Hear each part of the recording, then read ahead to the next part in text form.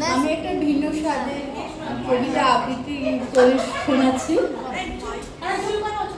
কবি সুকান্ত ভট্টাচার্যের একটি মোড়কের কাহিনী। একটি মোড়ক হঠাৎ আশ্রয় পেয়ে গেল বিরাট প্রাসাদের ছোট্ট এক কোণে। ভাঙা প্যাকিং বাক্সের গাদায় আরো দু তিনটি মুরগির সঙ্গে। আশ্রয় যদিও মিলল, উপযুক্ত আহার মিলল না।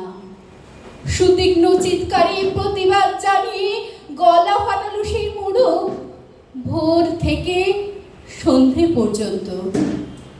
তবুও সহানুভূতি জানালো না বিরাট শক্ত ইমারত।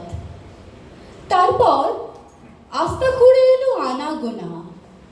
আশ্চর্য, সেখানে প্রতিদিন মিলতে লাগলো ফেলে দেয়া ভাত রুটির চমৎকার প্রচুর খাবার।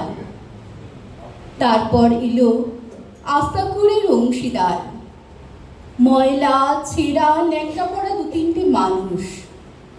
কাজেই দুর্বলতর মোড়কের খাবার গেল বন্ধ হয়ে। খাবার খাবার খানিকটা খাবার। অসহায় মোড়ক বারবার চেষ্টা করলো প্রাসাদে ঢুকতে। প্রত্যেকবারই তারা খেল প্রচণ্ড। ছোট্ট মোড়ক ঘাড় উঁচু করে স্বপ্ন দেখে প্রাসাদের ভিতর রাশি রাশি খাবার।